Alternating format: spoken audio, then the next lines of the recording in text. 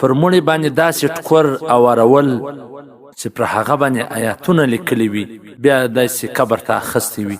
دغه آیاتونه چې پر کوم کپړه یا ټکور باندې لیکلي وي دا پر اچول پر مړي باندې څنګه دي؟ کتاب نوازل جلد نمبر 6 صفحه نمبر 9 هغه لیکلي دي چې پر کوم ټکور باندې یا پر کومه کپړه باندې د قرآن مجید آیاتونه لیکلي وي هغه پر مړي باندې اچول مناسب نه دي، ځکه دغه ټکور وده ته په عالم برزخ کې هیڅ نفع نه رسوي، ځکه د هغه ځای د راحت تعلق د اعمالو سره دی نه د ټکرانو سره. او کچیرې پر کفن باندې تا ور اچولی وي یعنی د کفن څخه فوراً بعد بیا دغه ټکور پر راور کړی وي نو کله کله بیا د انسان د بدن څخه وینه راوځي یا څه بل نجاست راوځي نو هغه بیا پر دا ټکور د لګېدو خطر وي نو د دې پرېښول لازمه دی، باید دا پر مړي نه واچول.